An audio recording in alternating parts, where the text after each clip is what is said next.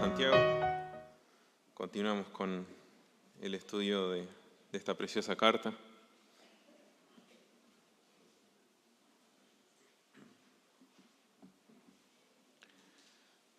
En el capítulo 4, versículo 11 y 12, vamos a estar viendo el día de hoy. Leemos y luego oramos. Santiago 4, 11 y 12. Dice así: Hermanos, no murmuréis los unos de los otros. El que murmura del hermano y juzga a su hermano, murmura de la ley y juzga la ley. Pero si tú juzgas a la ley, no eres hacedor de la ley, sino juez. Uno solo es el dador de la ley, que puede salvar y perder. Pero tú, ¿quién eres para que juzgues a otro? Te damos gracias, Dios. Gracias por tu bendita palabra. Gracias por este culto que podemos tener el día de hoy. Gracias por cada uno de mis hermanos que ha podido llegar. Te ruego por aquellos, si hay alguno en camino aún, o aquellos que no han podido venir por cuestiones de salud o diversos impedimentos, que se han podido conectar quizás por internet, que vos, Señor, nos hables el día de hoy, a cada uno de nosotros, por medio de tu palabra, que convenzas de pecado, de justicia, de juicio, que nos muestres, Señor, a Cristo a través de tu palabra, que podamos, Señor, arrepentirnos, que podamos ver en Cristo al Salvador. Ayúdame a poder predicar de manera fiel, con claridad, con sencillez y en el poder de tu Espíritu, Señor. Que podamos estar atentos a tu palabra, oírla, Señor, recibirla con mansedumbre, con la disposición de nuestro corazón de someternos a ella, de obedecerla, de aplicarla a nuestra vida, como sea la ocasión, Señor, en cada uno de nosotros en particular. Te pido todo esto en el nombre de Jesús. Amén. Bueno, hermanos, a través de la historia, saben que una de las formas más graves de rebelión ha sido la de usurpar la autoridad. Cuando alguien toma un lugar que no le corresponde, sucede que de manera inevitable produce caos, produce injusticia, produce destrucción. Fue así en el año 1804 cuando Napoleón Bonaparte protagonizó una escena que impactó a toda Europa en aquel entonces por lo que hizo. Sucedió durante su ceremonia de coronación en la Catedral de Notre Dame. En ese entonces era el Papa quien estaba presente, el que debía colocar la corona sobre su cabeza como símbolo de que la autoridad delegada a Napoleón provenía de alguien superior a él mismo. Bueno, pero en una muestra de orgullo y de autosuficiencia, sucedió que Napoleón tomó la corona, él, con sus propias manos, y procedió a coronarse a sí mismo, delante de todo el mundo. Ese gesto no fue un simple detalle ceremonial, era una declaración, era decir, la autoridad está en mí. No necesito someterme a nadie por encima de mí. Yo soy el supremo sobre todo el mundo. Bueno, puede ser que ninguno de nosotros haga algo tan escandaloso, ¿no? De manera pública. Pero lo que Santiago nos muestra en este pasaje es que existe una forma mucho más sutil y tristemente mucho más común de actuar exactamente igual que lo hizo Napoleón, pero delante de Dios. Cada vez que un creyente murmura contra su hermano, cada vez que habla destructivamente de otra persona, cada vez que se coloca en el lugar de juez para condenar, despreciar o sentenciar a otro con sus palabras, está haciendo algo profundamente arrogante. Está intentando ocupar un lugar que solamente le pertenece a Dios, no le pertenece a uno mismo. La murmuración es uno de esos pecados respetables, se le llama, dentro de muchos círculos cristianos. Y nosotros tendemos a pensar que pocas veces puede producir el escándalo visible de otros pecados. Muchas veces se practica en conversaciones privadas, disfrazada quizás en ocasiones como una preocupación espiritual. A veces se disfraza también de discernimiento o incluso de supuesta madurez. A veces ni siquiera se expresa con palabras abiertamente crueles, ¿no? Basta con un tono, una insinuación o con una conversación dirigida con cuidado para destruir la reputación de un hermano o de una persona, cualquier sea. La murmuración rara vez se presenta como una maldad abierta, ¿no? Casi nunca alguien dice, quiero destruir la reputación de tal persona. No. Generalmente se viste como de humildad. Las frases suelen ser, yo no quiero juzgar, pero, o te lo comparto para que ores. Capaz que estoy equivocado, pero no quiero hablar mal, pero me preocupa. Y muchas veces después de esas frases empieza a soltarse una cadena de comentarios que desagradan, sospechan, condenan o desacreditan al hermano ausente. Es como si el pecado se pusiera ropa religiosa para pasar desapercibido. Y aunque se lo puede llegar a considerar un pecado respetable, por así decir, Santiago nos va a hablar de este pecado con una enorme seriedad. Porque el problema de la murmuración no es simplemente un problema de comunicación, no es solamente un problema relacional, es un problema teológico. Es un pecado contra la autoridad de Dios mismo. El creyente que murmura deja de verse como alguien llamado a obedecer humildemente la ley de Dios y comienza a actuar como si estuviera por encima de ella y a la vez por encima de Dios. Y al juzgar a su hermano, se posiciona en un lugar únicamente para el Señor. Por eso es que el tema del sermón es que los creyentes, sometiéndose a Dios, no deben murmurar. ¿Por qué? Bueno, el texto nos presenta dos razones. En el versículo 11 nos muestra que los que murmuran se colocan por sobre la ley de Dios en lugar de obedecerla. Y en el versículo 12 vamos a ver que porque los que murmuran se posicionan en el lugar que solo le corresponde a Dios. Vamos a ver entonces esta primera razón, porque los que murmuran se colocan por sobre la ley de Dios en lugar de obedecerla. El texto, por lo que vemos, comienza con la frase, hermanos, no murmuréis los unos de los otros. En primer lugar, lo que podemos notar es que Santiago vuelve a referirse a su audiencia como hermanos, luego de referirse a ellos como almas adúlteras, pecadores e inconstantes, con la finalidad de presentar la exhortación más fuerte de su carta junto con un llamado al arrepentimiento que estaba en los versículos anteriores. Él vuelve a llamarlos ahora hermanos para comenzar con otra exhortación que está relacionada con la conducta de ellos. Ya vimos, ¿no?, a través de la carta que cada vez que va a dar una reprensión les llama de manera amorosa hermanos, recordándoles también así el vínculo que tiene con ellos. Si bien es su pastor, no les trata como un superior, sino como alguien que está a la par en una relación horizontal con ellos, como un hermano. A la vez repite el término 3 veces, solo en el verso 11. Si usted nota, está 3 veces. Eso con la intención de enfatizar esta relación de unidad familiar propia de los creyentes en Cristo.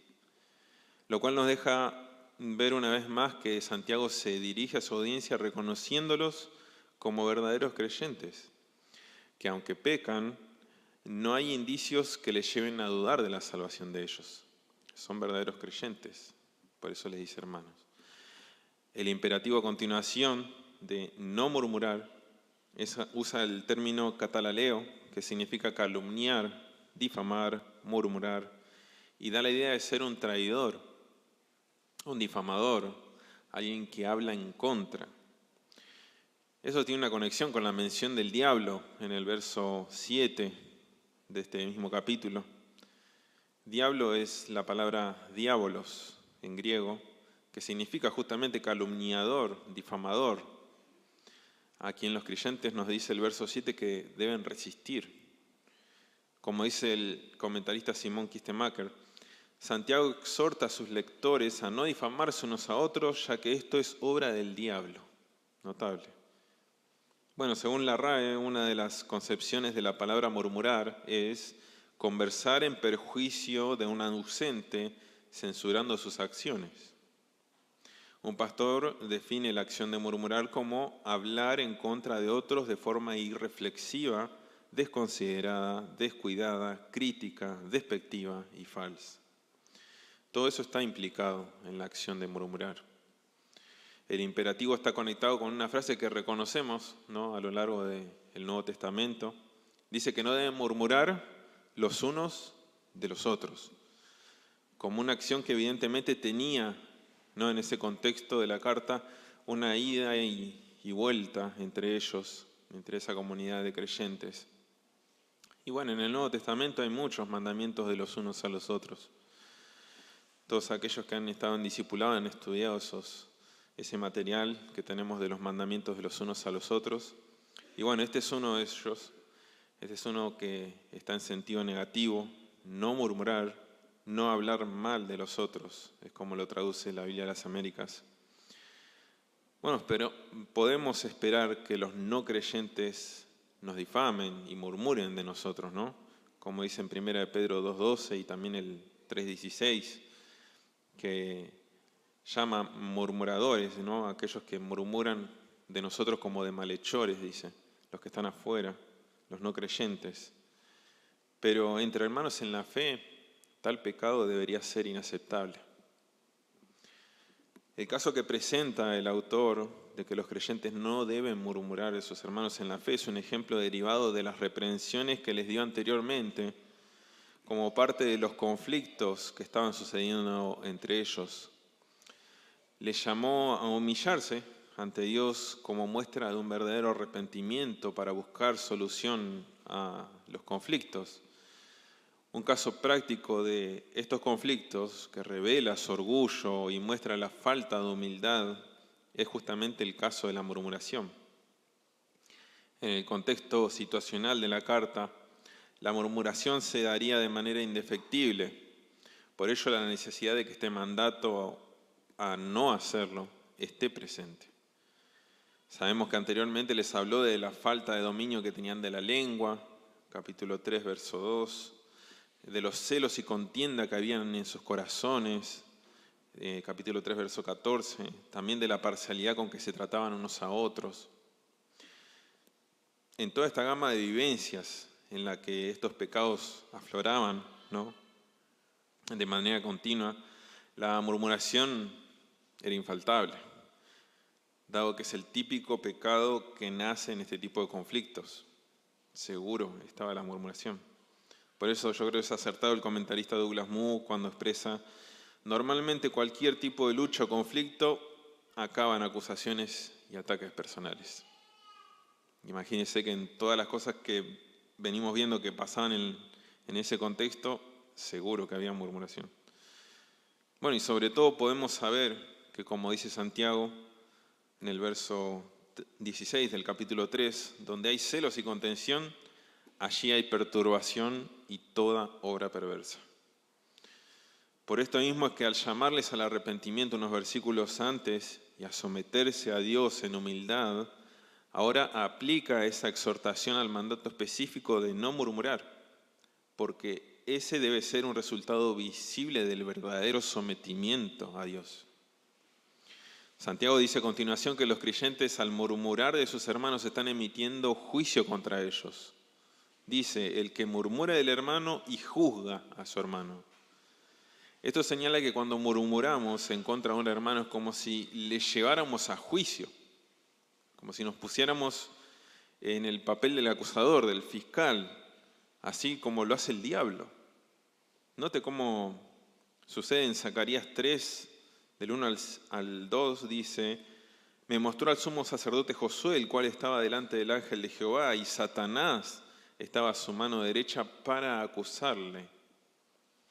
Y dijo Jehová a Satanás: Jehová te reprenda, oh Satanás, Jehová que ha escogido a Jerusalén te reprenda. Luego en Apocalipsis 12:10 también: entonces oí una gran voz en el cielo que decía: Ahora ha venido la salvación, el poder y el reino de nuestro Dios y la autoridad de su Cristo, porque ha sido lanzado fuera el acusador de nuestros hermanos, el que los acusaba delante de Dios, de nuestro Dios, día y noche. Eso es lo que hace el diablo. Murmurar no es algo que deba ser tomado entonces a la ligera por los creyentes. Se trata de una acción que evoca la más profunda traición al enjuiciar a nuestros propios hermanos. Si siendo hermanos nos levantamos en contra de quienes son nuestra propia familia, nos convertimos en verdaderos enemigos. Nos ponemos del bando contrario. Algo que vale la pena aclarar al respecto es que Santiago no está en contra del hecho de juzgar en sí, ya que la palabra de Dios nos manda a juzgar el pecado. Pero nos manda a hacerlo con un juicio justo, como dice Juan 7:24, y a actuar en consecuencia. Dice Mateo 18:15 al 18, por tanto, si tu hermano peca contra ti, ve y repréndele, primero estando tú y él solos. Si te oyere, has ganado tu hermano. Mas si no te oyere, toma aún contigo a uno o dos, para que en boca de 2 o 3 testigos conste toda palabra. Si no los oyere a ellos, dilo a la iglesia. Y si no oyere a la iglesia, tenle por gentil y publicano. De cierto os digo que todo lo que atéis en la tierra será atado en el cielo, y todo lo que desatéis en la tierra será desatado en el cielo. En este sentido, entonces, Santiago no está exaltando el mandato de Mateo 7:1, por sobre otros. Como dice un diccionario, la interpretación de Mateo 7:1 de que los creyentes no deben efectuar juicios evaluativos del comportamiento de los demás demuestra ser errónea frente a los múltiples mandatos de las Escrituras en cuanto a hacer exactamente eso. Y cita los pasajes, ¿no?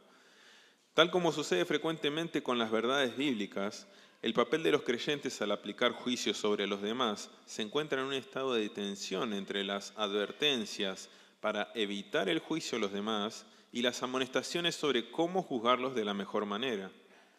Los creyentes deben juzgar a los demás de manera constructiva, con humildad y bondad, como dice Gálatas 6:1.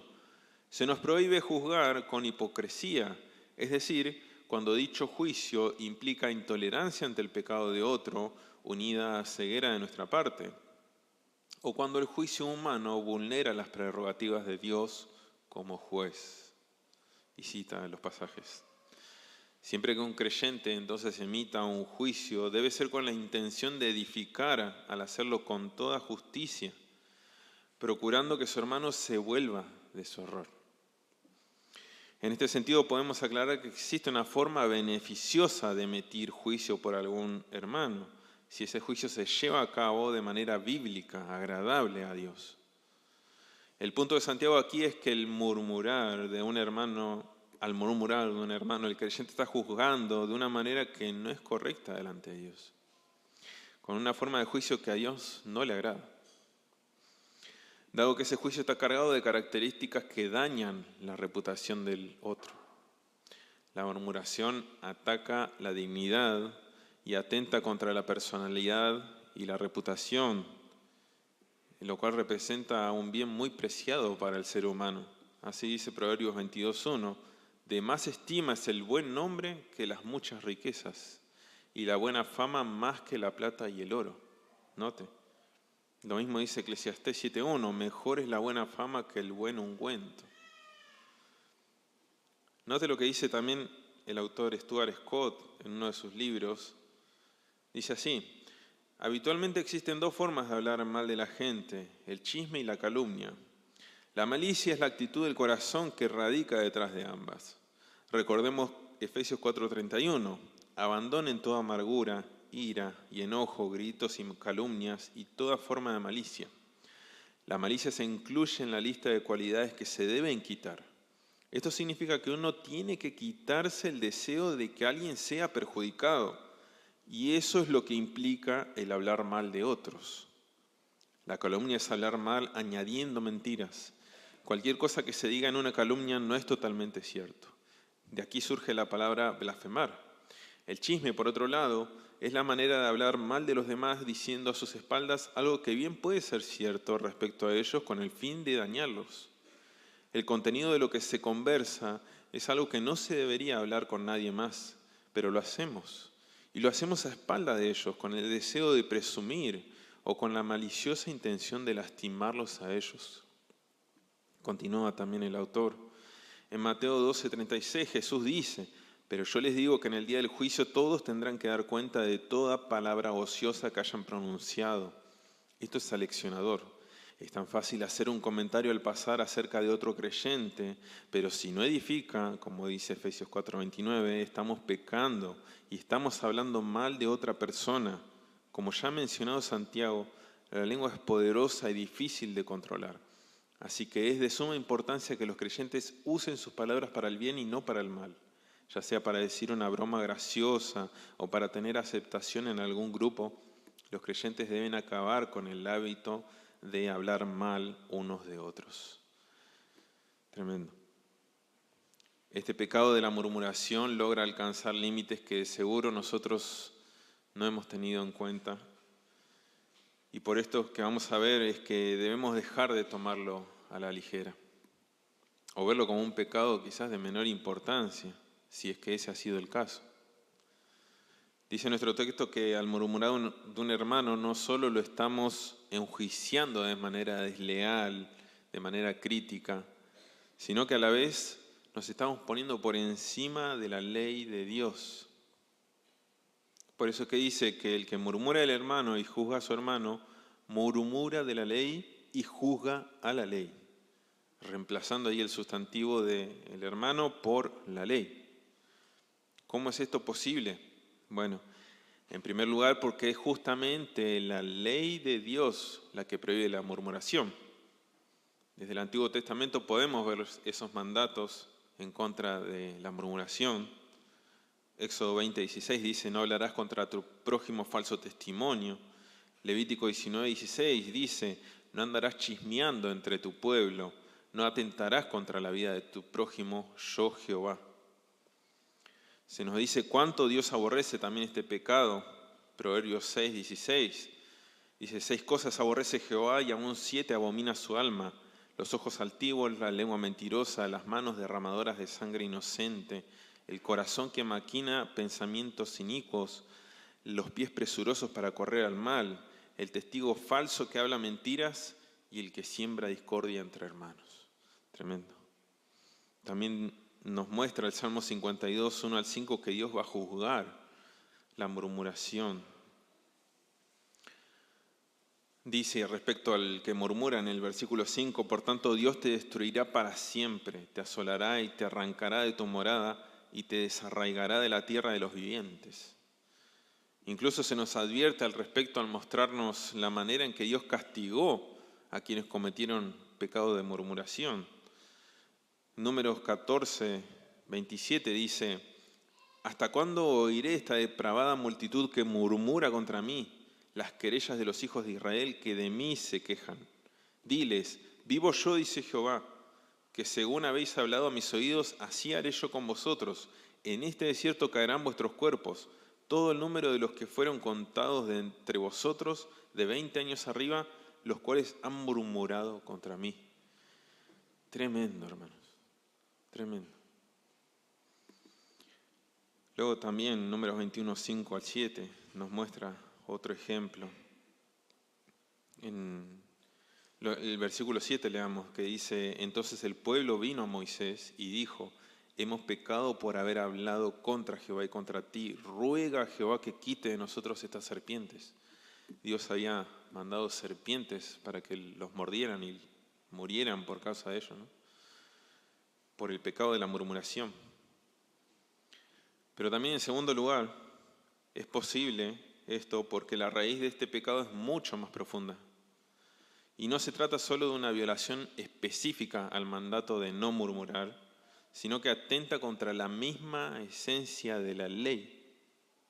Note, Santiago se refiere a la ley del Antiguo Testamento al señalar el pasaje de Levíticos 19:16. Y es notable que este versículo aparece justo antes del mandamiento de amar al prójimo como a uno mismo. Esto está en Levítico 19:18. Dice, no te vengarás ni guardarás rencor a los hijos de tu pueblo, sino amarás a tu prójimo como a ti mismo, yo Jehová. A este mismo pasaje se refirió él anteriormente, al cual llama la ley real, así lo menciona en el capítulo 2, versículos 8 y 9, para hablar de la imparcialidad, también citando Levítico 19:15. Por eso debemos recordar que Santiago, aunque hace referencias a la ley del Antiguo Testamento, lo hace teniendo en cuenta el marco del nuevo pacto, la ley tal como la enseñó Jesús. Al igual que cuando se refirió a ella como la perfecta ley, la de la libertad, en el capítulo 1, versículo 25, el autor apunta a la ley para hablar de la suma total de lo que Dios pide de los creyentes a través de Jesús. Siempre habla de la ley vista más allá del conjunto de leyes mosaicas, incluyendo las enseñanzas de Jesús. En definitiva, tal como enseñó Jesús, un creyente cumple la ley cuando está en conformidad con el mandamiento central de esa ley, el cual es amar al prójimo. Con lo visto hasta aquí pienso que alguno podría llegar a pensar, pero yo no tengo nada contra la ley de Dios. ¿No te parece que estás yendo demasiado lejos? Una cosa es mi relación con Dios y otra cosa es lo que digo de tal o cual hermano. Son cosas distintas, no hay que mezclar. Bueno, no son cosas distintas. No están desconectadas, al contrario.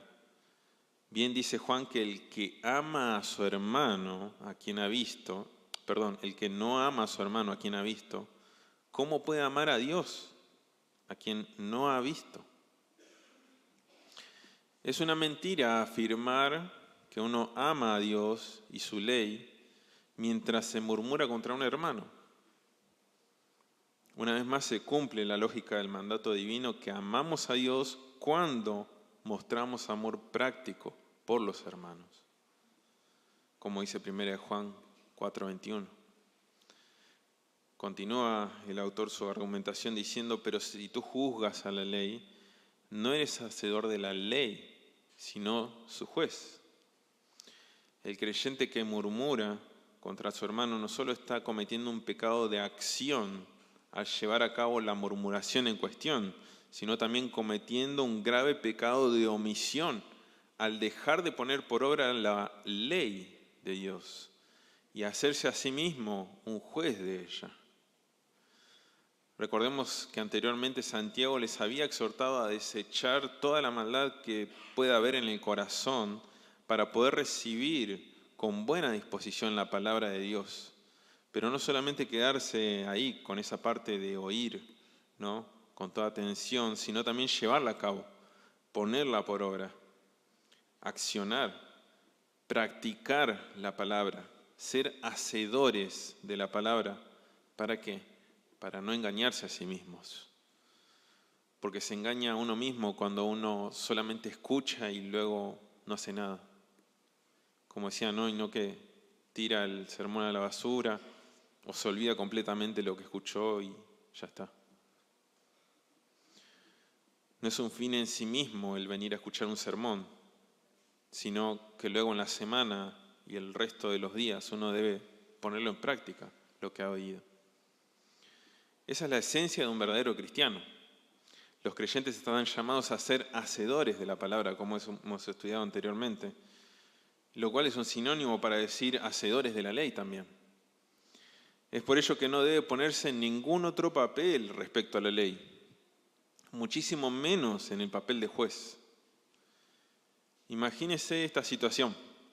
Un arquitecto y un ingeniero civil con décadas de experiencia le dan un plano a un maestro mayor de obra.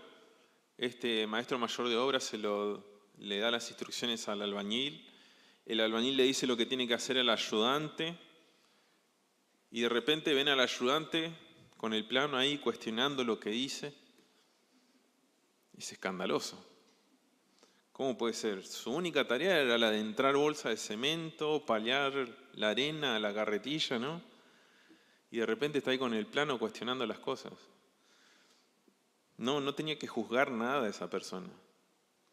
Su tarea era otra, De la misma manera, cuando un creyente murmura de sus hermanos, está dejando de ser un hacedor de la ley para ponerla en tela de juicio. La acción de murmurar está diametralmente opuesta al llamado del creyente de ser un hacedor de la ley. Se repelen mutuamente esas acciones. Cuando murmuramos nos estamos oponiendo a la ley, la estamos desaprobando y estamos mostrando desinterés para con ella. Al igual que Napoleón, estamos diciendo con nuestros hechos que nos oponemos a la autoridad en lugar de someternos a ella. Como dice el pastor MacArthur, por medio de esta horrible falta de respeto, los pecadores juzgan la ley como indigna de su atención, afecto, obediencia, sumisión, todo lo cual es blasfemia contra Dios. Es por eso que los creyentes, sometiéndose a Dios, no deben murmurar, porque los que murmuran se colocan por sobre la ley de Dios en lugar de obedecerla.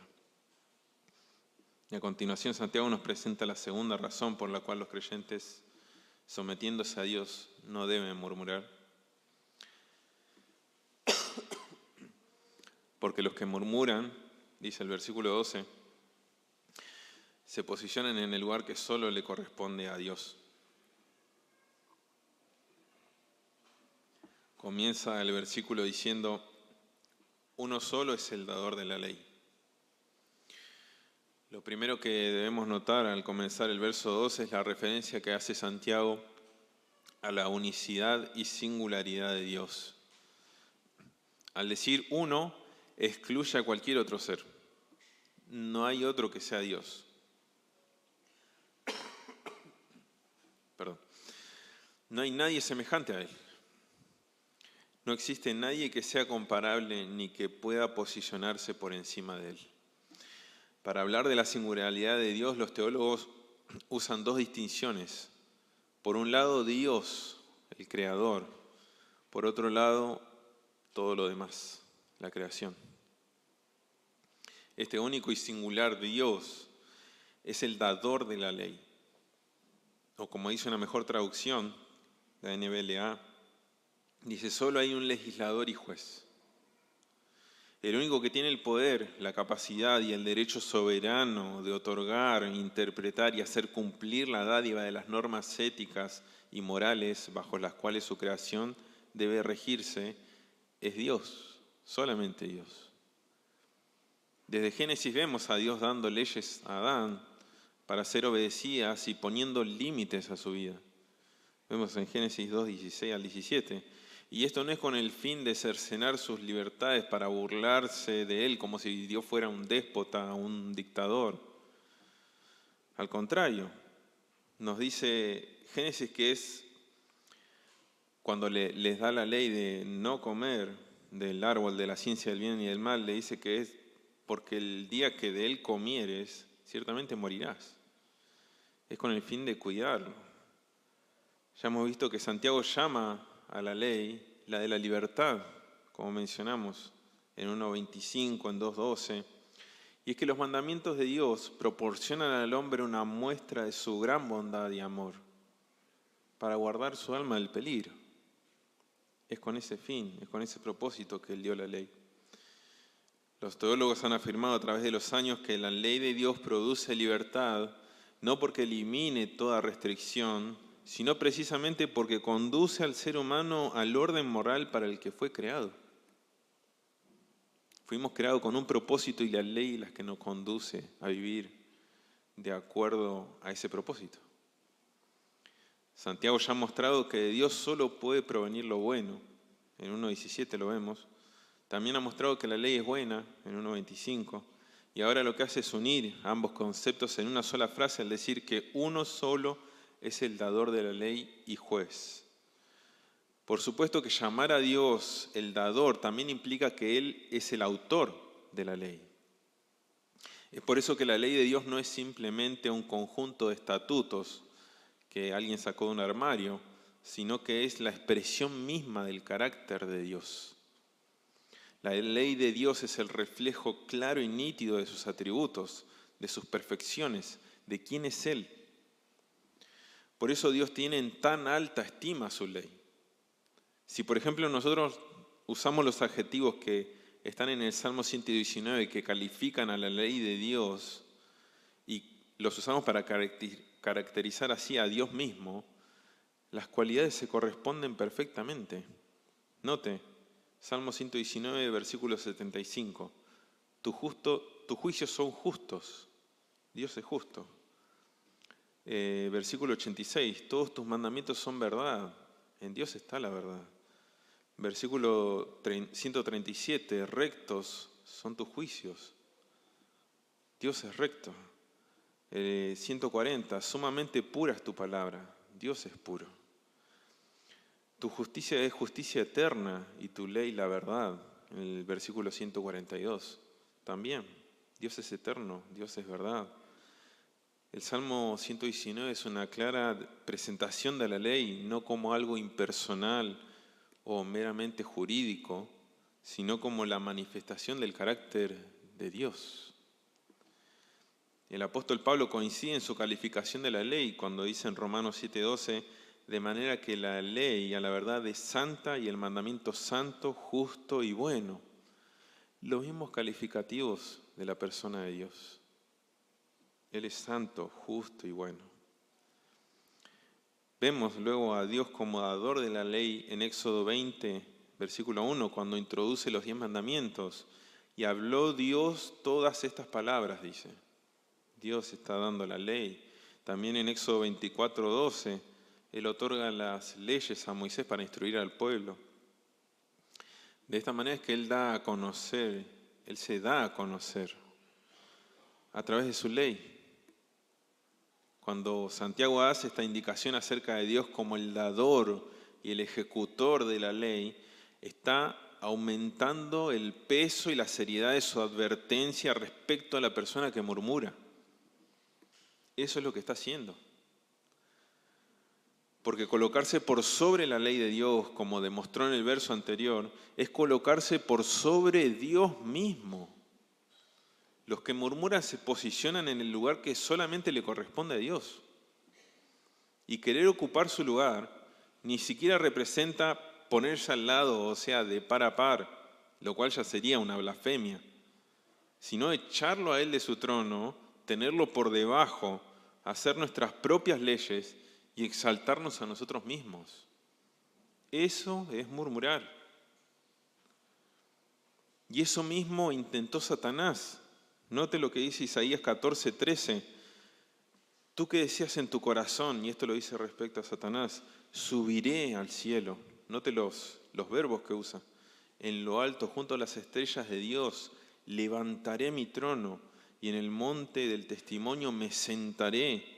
A los lados del norte, sobre las alturas de las nubes, subiré y seré semejante al Altísimo. Es lo que hacía Satanás, lo que intentó hacer. Tremendo, hermanos, cómo nos cabe toda esa comparación con el mismo diablo cuando murmuramos. El pecado, sea cual sea, siempre atenta contra la persona de Dios. Como escribió un pastor, cada pecado es al final contra Dios, porque cada pecado en efecto menosprecia y desaprueba su ley, así como usurpa su autoridad. Pero evidentemente Dios ha querido dejar advertencias notorias y bien explícitas acerca del pecado específico de la murmuración. Así como el pasaje presenta a Dios como el dador de la ley, también dice que Él es el único juez. A diferencia de nuestra nación, donde el poder legislativo y el poder judicial se administran por separado, aquí se nos presenta a Dios tanto como legislador y juez final de su creación. Así también se lo presenta a lo largo de las Escrituras. Abraham y los profetas ya sabían esto cuando dice en Génesis 18:25, le dice Abraham a Dios, lejos de ti el hacer tal que hagas morir al justo con el impío y sea el justo tratado como el impío, nunca tal hagas. El juez de toda la tierra no ha de hacer lo que es justo. Luego Isaías 33:22, note, porque Jehová es nuestro juez, Jehová es nuestro legislador, Jehová es nuestro Rey, Él mismo nos salvará. Así habló Jesús también de esta verdad al presentar a Dios como aquel que puede destruir tanto el cuerpo como el alma en el infierno. Mateo 10:28 dice esto. Por ello, Él es el que puede salvar y perder, como dice nuestro pasaje. Cuando Santiago habla de juzgar, lo hace en este sentido, viendo a la persona que quiere tomar esta posición que solo le pertenece a Dios, como quien en últimas cree tener el poder de decidir sobre el destino final de las personas. Pero quien puede hacer esto es únicamente aquel que conoce el corazón y sus motivos más profundos. Solamente Dios.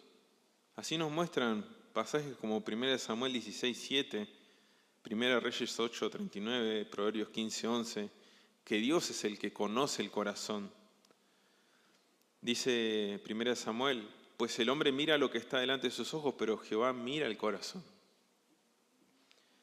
Note 1 Reyes 8:39, tú oirás en los cielos en el lugar de tu morada y perdonarás y actuarás y darás a cada uno conforme a sus caminos, cuyo corazón tú conoces, porque solo tú conoces el corazón de todos los hijos de los hombres. Entonces solamente Dios es el que puede juzgar. Dios puede salvar a todos aquellos que se humillan al arrepentirse de sus pecados y poner su fe en Cristo, y Él también puede destruir a los que no lo hacen. Y de esa manera es como Él ejerce su ley. Las Escrituras afirman la seguridad del poder de Dios tanto para salvación como para destrucción. Pasajes como Hebreos 7:25 dice que por lo cual puede también salvar perpetuamente a los que por Él se acercan a Dios, viviendo siempre para interceder por ellos. Con esa seguridad de ese poder es que Dios puede salvar. Luego también, 2 Tesalonicenses 1:8 dice que en llama de fuego para dar retribución a los que no conocieron a Dios, ni obedecen al Evangelio de nuestro Señor Jesucristo, los cuales sufrirán pena de eterna perdición, excluidos de la presencia del Señor y de la gloria de su poder. Con esa seguridad también Dios puede actuar para destruir. Y todo esto debería ponernos entonces en perspectiva a nosotros. Tiene que ubicarnos en el lugar que nos corresponde. Con toda la evidencia que se ha reunido, nos confronta de una manera muy dura. Ahora, finalizando esta sección, dice, pero tú, ¿quién eres? ¿Quién eres para que juzgues a otro? Es una pregunta retórica que nos debería dejar en silencio, ¿no? En palabras actuales es similar a la frase que es popular, ¿no? En nuestro lunfardo argentino, ¿quién te crees que sos? O otra tan popular que dice, ¿a quién te comiste? Es notable que las mejores traducciones dicen, ¿quién eres que juzgas a tu prójimo? La palabra prójimo al final nos deja ver que Santiago tiene siempre en mente el corazón de la ley, que estaba expresado en Levítico 19:18, como vimos. Amarás a tu prójimo como a ti mismo. El resumen de la ley, el corazón de la ley. Al decir, pero tú, el autor está queriendo marcar un fuerte contraste entre todo lo que se ha dicho anteriormente acerca de la persona de Dios y la actitud de aquel que murmura. Nadie, sea quien sea, puede ser comparable con Dios, ni puede tener derecho de ejercer sus atributos soberanos sobre otra persona. Y especialmente los creyentes, hermanos, sabiendo todo esto, no deberían coquetear con el pecado de la murmuración. Porque se ponen en el papel de quien quiere jugar a ser Dios. Definitivamente hacer eso, como diría un predicador, es la antítesis de la humildad. No tiene nada que ver con un creyente.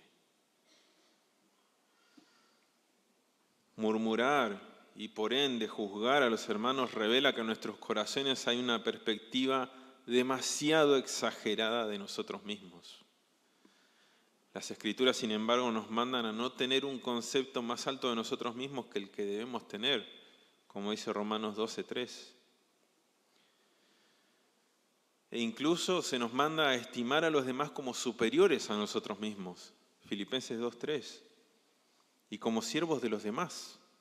Mateo 20:26 dice: mas entre vosotros no será así, sino que el que quiera hacerse grande entre vosotros será vuestro servidor, y el que quiera ser el primero entre vosotros será vuestro siervo. Jesús de hecho lo mostró con su ejemplo, el Señor lo mostró con su ejemplo. Versículo siguiente, el 28, dice: como el Hijo del Hombre no vino para ser servido, sino para servir y para dar su vida en rescate por muchos. El Señor lo hizo. Y nosotros, pobres gusanos de su creación, ¿vamos a querer ponernos por sobre Dios, murmurando? Por eso es que decimos que los creyentes, sometiéndose a Dios, no deben murmurar. ¿Por qué? Porque los que murmuran se posicionan en el lugar que solo le corresponde a Dios. El foco de cada creyente debe ser el de ponerse bajo Dios, someterse a Él y a su ley. No querer ir en sentido contrario para ponerse por sobre los hermanos, por sobre la ley y por sobre Dios mismo. Nadie puede esperar buenos resultados si se mete a contramano en una calle de un solo sentido. La acción de murmurar solo manifiesta egoísmo, al igual que sucedía aquí en la audiencia de Santiago, lo vemos en el capítulo 3, versículo 14. Manifiesta un uso incontrolado de la lengua, capítulo 3, versículo 2, un espíritu terrenal. En cambio, todas estas actitudes deben ser reemplazadas, como dice un comentarista, por la sabiduría que viene de lo alto, esa sabiduría caracterizada por la mansedumbre, la imparcialidad y la paz. Dios desea que sus hijos le sean fieles, porque en el ejercicio de su poder para salvar, Él ha redimido a cada uno de los creyentes rescatándolos del poder del pecado y de la muerte, con el propósito de que vivan bajo el fin para el que fueron creados originalmente. Con esa intención nos ha salvado. Ahora somos nuevas criaturas. Para que le amemos y nos sometamos a Él en amor. Y esa es la respuesta natural y esperable de cada uno de aquellos que ha experimentado el amor de Dios. Así lo dice 1 Juan 4:19, que nosotros le amamos a Él porque Él nos amó primero. En cambio, la falta de obediencia a los mandamientos de Dios es rebeldía, es ponerse en guerra contra Él, es destronarlo y volverse su enemigo.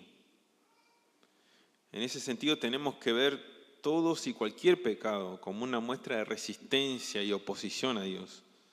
Ningún pecado podría catalogarse como menor ante el Dios que es 3 veces santo. Ningún pecado.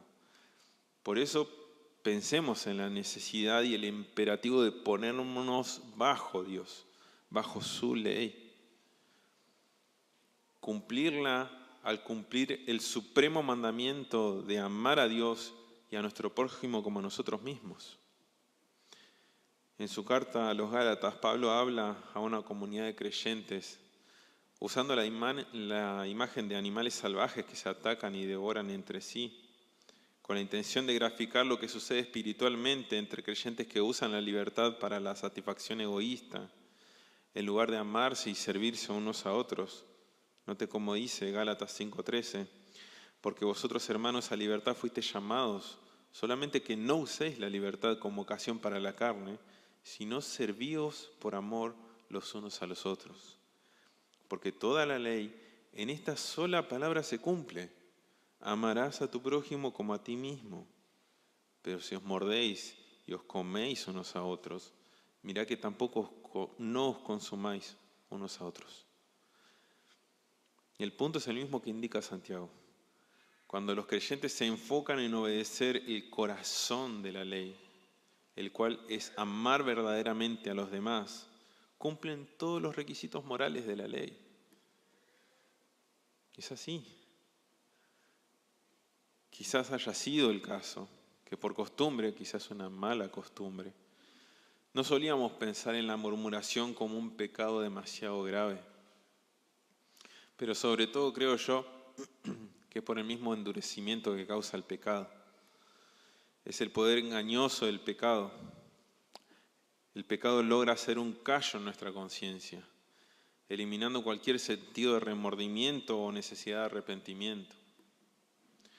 Los que muchas veces consideramos simples comentarios, opiniones o pedidos de oración, ¿no? Incluso. Dios lo ve como una expresión de orgullo que desafía su autoridad. Cada palabra cargada de crítica destructiva, de desprecio o condenación hacia un hermano, lo que está revelando es un corazón que, aunque sea por un momento, quiere ocupar un lugar que solamente le corresponde a Dios. La murmuración no nace solo de una lengua que no está bajo control, sino que nace de un corazón que dejó de contemplar correctamente la grandeza de Dios y la propia condición pecaminosa. Cuando volvemos a ser conscientes de cuánto hemos sido perdonados por Cristo, se vuelve mucho más difícil levantar nuestro corazón en soberbia contra otros. Por eso no debemos perder de vista el Evangelio. El Evangelio es justamente el que destruye toda arrogancia espiritual. Nos recuerda que dependemos únicamente de la gracia de Dios. Nos humilla. Por eso Santiago nos llama a volver al lugar correcto, debajo de Dios, sometidos a su palabra, viviendo en humildad y amor hacia los hermanos. El creyente no fue llamado a actuar como fiscal espiritual de los demás, sino como un siervo para la gloria de Dios. No fue llamado a destruir con sus palabras, sino a edificar a sus hermanos. No fue llamado a ocupar el trono, sino a postrarse delante de aquel que es el único legislador y juez. No permitamos entonces que la murmuración se vuelva un hábito en medio nuestro. Examinemos cómo estamos haciendo uso de nuestra lengua, algo que ya venimos viendo desde el capítulo 3. Recordemos también que cuando murmuramos contra un hermano estamos hablando contra alguien amado por el Señor, alguien por quien el Señor derramó su sangre. Y eso debería producir temor y cuidado en nuestra manera de hablar. No podemos afirmar que amamos a Dios mientras despreciamos a aquellos que pertenecen a su familia, a aquellos que son sus hijos. De manera práctica, hagámonos preguntas antes de hablar. ¿Esto que voy a decir edifica? ¿Honra a Dios? ¿Ayuda realmente a mi hermano? ¿Diría esto si la persona estuviera presente? A mí en lo personal me confrontó muchísimo todo esto. Y espero que a cada uno de ustedes también. Recordemos que el llamado de Santiago no es simplemente a mejorar nuestra habla, nuestra manera de comunicarnos, sino a vivir sometidos a Dios. Ese es el punto, que sometiéndonos a Dios no debemos murmurar. Cuando entendemos verdaderamente quién es Él y quiénes somos nosotros, dejamos de querer ocupar su lugar y aprendemos por gracia a amar a los demás con humildad. Aquellos que aún no han rendido su vida a Cristo, les digo, sepan que la murmuración es solo una evidencia más de que tu corazón está corrompido. A través del pecado mostrás orgullo, autosuficiencia y maldad, aún en esas cosas que el mundo considera normales, como la murmuración, hablar mal de otros. Y si algo tan común ya nos hace culpables delante de Dios, ¿qué esperanza puede tener el hombre? Bueno, esa esperanza está únicamente en Jesucristo. Cristo vivió la vida perfecta que nosotros jamás podremos vivir, como dice mencionaba en el Evangelio. Él nunca pecó con su boca, nunca habló injustamente, nunca condenó a nadie de manera pecaminosa, y aún así fue tratado como culpable en la cruz para que pecadores como nosotros pudieran recibir perdón. El justo por los injustos, para llevarnos a nosotros a Dios. Hoy Dios entonces ofrece salvación y perdón a todo aquel que abandona su rebelión, se arrepiente de sus pecados y pone su fe en Cristo solamente. Pero también tenés que recordar la advertencia del texto. El mismo Dios que tiene poder para salvar también tiene poder para destruir eternamente en el infierno, en un sufrimiento que no va a tener fin. Por eso no endurezcas tu corazón y vení hoy a los pies de la cruz de Cristo. Hacelo hoy, ya no dejes esperar ni un minuto más, porque no lo tenés comprado. Oremos.